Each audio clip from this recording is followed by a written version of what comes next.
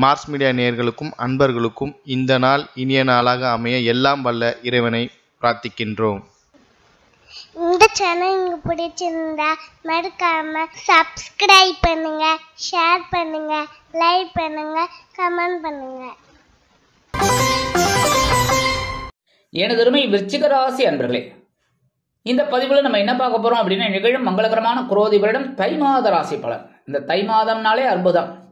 தைப்பொங்கல், மாட்டுப்பொங்கல், உழவர் திருநாள், தை அமாவாசை, ரதசப்தமி, தைப்பூசம் அத்தனையும் இந்த மாதம்தான் வருது. சூப்பர். அந்த வகையில் இந்த தை மாசத்துல எந்தெந்த கிரகங்கள் உங்களுக்கு அற்புதமாக வேலை செய்ய போகிறது, எந்தெந்த கிரகங்கள் மூலமா நீங்க கவனமா இருக்கணும், பரிகாரமா என்ன பண்ணினா ரொம்ப விசேஷம் அப்படிங்கிறத பத்தில நம்ம இப்ப தெளிவா பார்க்க போறோம். ஃபர்ஸ்ட் ஆஃப் ஆல், உங்களோட களத்திர ஸ்தானத்தில் 2, 5 கூடிய அதிபதி குரு பகவான். இந்த குரு பகவான் உங்களுக்கு நிஜமாவே பெரிய ஆள். ஏன்னா உங்களுக்கு தனவாக்கு குடும்பஸ்தானாதிபதி பஞ்சமாதிபதி. ஆனா என்ன, 7ஆம் இடத்துல இருக்கிறது ரொம்ப விசேஷம். ஆனா வக்ரகதியில இருக்க கொஞ்சம் குடும்பத்துல பிரச்சனைகள் இருக்கு. ஓடிக்கிட்டு இருக்கு குடும்பத்துல ஏதாவது ஒரு ரூபத்துல, கணவன் மனைவி, இல்லைன்னா குழந்தைகள், இல்லைன்னா அக்கம் பக்கத்தினர், ஏதோ ஒன்று ஓடிட்டு இருக்கு. உத்தியோகத்திலேயும் ஒரு சிறப்பான சூழ்நிலைன்னு சொல்ல முடியாது, பரவாயில்ல, அசிட்டிஸ் ஓடிட்டு இருக்கீங்க. அதேமாரி தொழில் வியாபாரத்தில் இருக்கிறவாலும் கொஞ்சம் அப்படி முட்டி மோதி தான் வரீங்க. பெரிய லெவலில் நன்மைகள் இல்லை, பரவாயில்ல. ஆனாலும் அந்த சவாலெல்லாம் சமாளிக்கிறீங்க, பெரிய பாக்கியம். அந்த வகையில் இந்த குரு பகவான் 11/2/2025 முதல் வக்ர நிவர்த்தி அடைகிறது ரொம்ப விசேஷமான வழக்குகள் உங்களுக்கு கண்டிப்பாக கிடைக்கும். ஏன்னா 7ஆம் இடத்துல அவர் சுப பலம் அடைஞ்சு அற்புதமான ஒரு முன்னேற்றத்தை கொடுக்க போறாரு. ஏன்னா உங்க ஜென்மராசியை சூப்பராக பார்க்க போறாரு. பார்த்துன்னு தான் இருக்கார், இருந்தாலும் இன்னும் சூப்பர். அதேமாரி இன்னைக்கு குடும்பத்தில் இருந்த வந்த குழப்பங்கள்லாம் குறையும், கணவன் மனைவி ஒற்றுமை சிறப்பாக அமையும், உத்தியோகத்தில் முன்னேற்றம், தொழில் வியாபாரத்தில் முன்னேற்றம், புதிய தொழில் தொடங்கும் வாய்ப்பு அனைத்துமே அற்புதமாக நிறைவேறும். அதேமாரி வெளிநாடு இல்லை வெளியூர் போகிற குழந்தைகள்லாம் தாராளமாக வெளியில் போயிட்டு வரலாம், டக்குன்னு முடியும். இந்த குருபகவானோட வரவைன்னு பார்த்தீங்கன்னா உங்கள் லாபஸ்தானத்தில் விழுறது, லாபங்கள் வந்த வண்ணமாகவே இருக்கும்.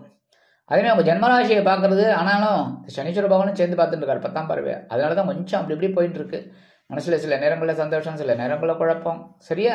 அடுத்தபடியா இந்த குரு பகவான் 9ஆம் பார்வை உங்களோட சகாயஸ்தானத்தை பார்க்குறாரு. அற்புதம். உடன்பிறப்புகள் அனுகூலமாக இருப்பார். அரசியல்வாதிகளுக்கெல்லாம் அற்புதமான ஒரு நாள்.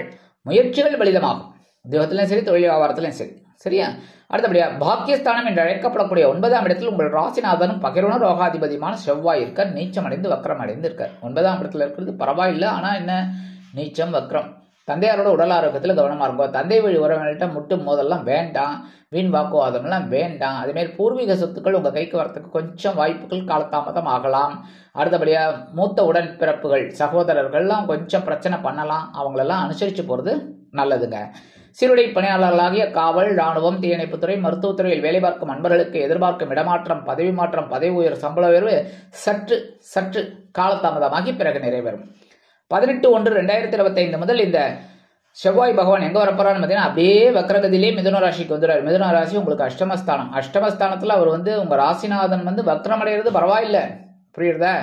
பகைருண ரோகாதிபதி அவர் தான். அதனால உத்தியோகத்துல ஓரளவுக்கு நீங்க சிறப்பா செயல்படுவீங்க. தொழில் வியாபாரம் பரவாயில்ல, எல்லாமே ஆசிட்டிஸ் ஓடிட்டு இருக்கும். இருந்தாலும் எல்லா விஷயத்திலையும் கவனமா இருக்கணும், முக்கியமா கடன்கள் விஷயத்துல, புரியுறதா? அதேமாரி கொடுக்கல் வாங்கல இருக்கிறவாலும் ரொம்ப கவனமா இருக்கணும். எல்லாருக்கும் கொடுத்துட்டு மாட்டின்னு முழிக்கப்படாது. சரியா? அடுத்தபடியா லாபஸ்தானத்துல கேது 11ஆம் இடத்துல இருந்து உங்களுக்கு ஆன்மீக பாதையை காமிச்சுட்டு இருக்காரு. அதனால தான் நீங்க சமாளிச்சு எழுந்து வரீங்க. ஏதாவது ஒரு வகையில ஒன்றும் இல்லத்தரசிகள் அப்படின்னா வீட்டில் விளக்கேற்றி சுவாமி பஜனை எல்லாம் பாடி இந்த மாதிரிலாம் பண்ணுறீங்க. அதேமாரி ஆண்கள் அப்படின்னா கோயிலுக்கு போயிட்டு வரீங்க. இதெல்லாம் தான் உங்களுக்கு பெரிய ப்ளஸ் பாயிண்ட். ஏன்னா குருவோட பார்வையும் அங்கே விழருது. சரியா? அடுத்தபடியா தனவாக்கு குடும்பஸ்தானம் என்று அழைக்கப்படக்கூடிய 2ஆம் இடத்துல 8/11 கூடிய அதிபதி புதன். 2ஆம் இடத்துல புதன் இருக்கிறது ரொம்ப விசேஷம். அதுவும் ஆயுள்காரகன் அவர் தான். அதே சமயம் லாபாதிபதி. ஸோ லாபங்கள் ஓரளவுக்கு வரும், எடுக்கிற காரியங்கள் சிறப்பாக இருக்கும். உத்தியோகத்தில் எல்லாத்துலேயுமே பரவாயில்லை, ஆசிட்டிஸ் ஓடிக்கிட்டு இருக்கும். ஒன்றும் பெரிய இல்லை, இதுன்னு சொல்ல முடியாது, கஷ்டங்கள்னு சொல்ல முடியாது, பரவாயில்லை, முன்னேற்றம்னு சொல்ல முடியாது, பரவாயில்ல, ஆசிட்டிஸ் ஓடிட்டு இருக்கும் ஆஸ் யூஷுவல். கரெக்டா? அடுத்தபடியா 19/1/2025 முதல் இந்த புத பகவான் சகாயஸ்தானம் என்று அழைக்கப்படக்கூடிய 3ஆம் இடத்திற்கு சூரிய பகவானோடு இணைந்து புதாதித்ய யோகத்தை கொடுப்பதால் கல்வி பயிலும் மாணவ மாணவிகள் கல்வியில் அதிரடியாக முன்னேற்றம் காண்பார்கள். அதேமாரி முயற்சிகள் சாதகமாக நிறைவேறும். புதிய உத்தியோகம் தேடும் குழந்தைகளுக்கு புதிய உத்தியோகம் அருமையாக சேரும். தொழில் வியாபாரம் சிறப்பாக அமையும்.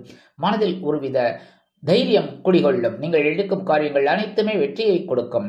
5/2/2025 முதல் இந்த புத பகவான் சுகஸ்தானம் என்று அழைக்கப்படக்கூடிய 4ஆம் இடம் கேந்திரஸ்தானத்திற்கு வருவது அற்புதமான பலன்களை உங்களுக்கு கண்டிப்பாக கொடுக்கும். சில பேருக்கு உறவினர்கள் ஆதரவாக இருப்பார்கள். கல்வி பயிலும் மாணவ மாணவிகள் கல்வியில் முன்னேற்றம் காண்பார்கள். அறிவு திறன் விருத்தி அடையும். எழுத்து மற்றும் அச்சுத்துறையில் இருக்கும் நண்பர்களுக்கு புதிய வாய்ப்புகள் மிளிரும். சகாயஸ்தானம் என்று அழைக்கப்படக்கூடிய 3ஆம் இடத்தில் சூரிய பகவான், ஜீவனாதிபதி சூரிய பகவான் அற்புதமாக இருப்பதால் தொழில் வியாபாரத்தில் கொடிகட்டி பரப்பீர்கள். லாபங்கள் குவிந்த வண்ணமாகவே இருக்கும். சிலருக்கு புதிதாக தொழில் தொடங்கக்கூடிய வாய்ப்புகள் உண்டாகும். உத்தியோகத்தில் தன்னம்பிக்கை அதிகரிப்பதால் அனைத்து காரியங்களையும் முன்கூட்டியே செய்து முடித்து மேல் அதிகாரிகளிடம் நல்ல பெயர் பெறுவதோடு எதிர்பார்க்கும் சில உயர்வுகளையும் கண்டிப்பாக பெறுவீர்கள். இந்த நேரத்தில் உடன்பிறப்புகள் உங்களுக்கு அனுகூலமான ஆலோசனைகளை வழங்குவார்கள். அடுத்தபடியாக சுகஸ்தானம் என்று அழைக்கப்படக்கூடிய 4ஆம் இடத்தில் 3 நாளுக்குடைய அதிபதி சனீஸ்வர பகவான், அர்த்தாஷ்டம சனி. ஆனாலும் கவலை கொள்ளாமல் நீங்கள் உங்கள் வேலைகளை பார்க்கிறீர்கள். ஏன்னா கேந்திரஸ்தானம், அதனால இந்த சனீஸ்வர பகவானுக்கு சஷ யோகம் உண்டது. ஏன்னா பஞ்சமகா புருஷ யோகம் என்று அழைக்கப்படக்கூடிய சசயோகம் உங்களுக்கு இருப்பதால் எதையும் சமாளித்து அருமையாக முன்னேற்றம் அடைவீர்கள். உடல் ஆரோக்கியத்தில் சற்று அக்கறை எடுத்துக்கொள்வது நல்லது. அதேபோல் இரவு நேர பயணங்களை தவிர்ப்பது உச்சிதம். இல்லை போய்தான் ஆகணும்னா தகுந்த முன்னேற்பாடு திட்டமிடல் கண்டிப்பாக அவசியம். இருந்தாலும் இந்த சுகஸ்தானத்தில் இந்த சனீஸ்வர பகவான் இணைந்து 7/12 கூடிய அதிபதி சுக்கிர பகவான் அற்புதம். ஏன்னா சுக்கிர பகவான் உங்களுக்கு பொழுதுபோக்கு காரகன், சனீஸ்வர பகவான் உழைப்பிற்கு காரகன், நீதிமான். ஸோ நீதியோடு உழைத்தீர்கள் என்றால் அந்த வருமானம் உங்களுக்கு அற்புதமான ஒரு மன மகிழ்வை கொடுக்கும், சந்தோஷத்தை கண்டிப்பாக கொடுக்கும். சிலருக்கு விலை உயர்ந்த பொருட்களை வாங்கி மகிழும் வாய்ப்புகளும் வந்து சேரும். வெளியூர் அல்லது வெளிநாட்டு பயணங்கள் உங்களுக்கு அற்புதமாக நிறைவேறும். 28/1/2025 முதல் இந்த சுக்கிர பகவான் பஞ்சமஸ்தானத்திற்கு வந்து உச்சமடைவதோடு மட்டுமல்லாமல் யோகக்காரகன் என்று அழைக்கப்படக்கூடிய ராகுவுடன் இணைந்து ஒரு அற்புதமான ஒரு பிரம்மாண்டத்தை உங்களுக்கு அருளப் போகிறார். நீங்க எடுக்கிற காரியங்கள்ல அற்புதமாக இருப்பதற்கு என்ன பண்ணணும் அப்படின்னா ஆன்மீக விஷயங்கள்ல நாட்டம் கொள்ளுங்க. கோவில்களுக்கு திருப்பணிகள் செய்யறது, இல்லைன்னா இந்த கோவில்களுக்கு என்ன வாங்கி கொடுக்கறது, அதெல்லாம் ரொம்ப விசேஷம், ரொம்ப விசேஷம். அதெல்லாம் உங்களுக்கு மனசுல இருக்கிற கவலைகள்லாம் குறையறதுக்கு. அடுத்தபடியா பூர்வீக சொத்துக்கள் இருக்கிற தடைகள்லாம் விலகும். குழந்தைகள் உங்களுக்கு ரொம்ப அனுகூலமாக இருப்பார்கள்.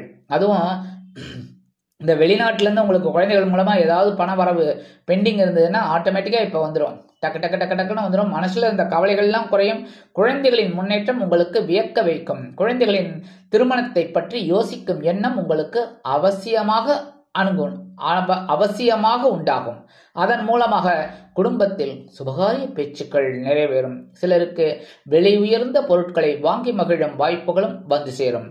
பரிகாரமாக என்ன செய்யணும் அப்படின்னு பார்த்தா கண்டிப்பா முருகப்பெருமான் வழிபாடு பண்ணணும். ஏன் அப்படின்னா உங்க 9ஆம் இடத்துல உங்களோட ராசிநாதன் நீச்சமடைந்து வக்கரம் அடைந்திருக்காரு. அவருக்கு அப்புறம் பாத்தீங்கன்னா 18ஆம் தேதியிலேருந்து அவர் வந்து அஷ்டம ராசிக்கு வந்து வக்கரத்துல தான் இருக்கார். அதனால முருகப்பெருமான் வழிபாடு பண்றது ரொம்ப விசேஷம். எம்பெருமான் முருகப்பெருமானை வள்ளி தேவசனா சமேத எம்பெருமான் முருகப்பெருமானை செவ்வாறலை மாலை கொண்டு நெய் தீபம் ஏற்றி செவ்வாய்க்கிழமை வழிபட உங்கள் வாழ்க்கை மிகச்சிறப்பாக அமையும். மனதில் இருந்து வந்த கவலைகள் கண்டிப்பாக மறையும். அடுத்தபடியா கந்தசஷ்டி கவச்சம் கண்டிப்பா பாராயணம் பண்ணணும். கண்டிப்பா காக்க காக்க கனவேல் காக்க நோக்க நோக்க நொடியில் நோக்க தாக்க தாக்க தடையர் தாக்க பார்க்க பார்க்க பாவம் பொடிபட அற்புதம். பாவங்கள் அப்படியே பொடிபட்டு உங்களுக்கு அற்புதமான ஒரு வாழ்க்கையை கண்டிப்பாக கொடுக்கும். கவச்சம் போல் உங்களை காக்கும். சரியா? அடுத்தபடியா வாராகி அம்மனை வழிபாடு பண்ண தினந்தோறும் பண்ணுங்க. தப்பே கிடையாது. தினந்தோறும் வாராகி அம்மனை வழிபாடு பண்ண உங்க மனசுல இருக்கிற கவலைகள், கஷ்டங்கள், பிரச்சனைகள், சங்கடங்கள், சிரமங்கள் எல்லாமே குறைந்து உங்களுக்கு ஒரு தெளிவான பாதை கிடைக்கும். அதை வைத்து நீங்கள் முன்னேறக்கூடிய ஒரு வாய்ப்புகள் உங்களை தேடி வரும். ஆக இந்த சிறு பரிகாரத்தின் மூலம் குரோதி வருடம் தை மாதம் அற்புதமான மாற்றம் தரும், ஏற்றம் தரும், முன்னேற்றத்தை அள்ளித்தரும் மாதமாக அமையும் என்று கூறி விடைபெறுகிறேன். நன்றி, வணக்கம். மீண்டும் ஒரு அருமையான பதிவில் நான் உங்களை மனமகிழ்ச்சியோடு சந்திக்கிறேன். வாழ்த்துக்கள். வாழ்க வளமுடன். இந்த சேனல் உங்களுக்கு பிடிச்சிருந்தா மறக்காம சப்ஸ்கிரைப் பண்ணுங்க, லைக் பண்ணுங்க, ஷேர் பண்ணுங்க.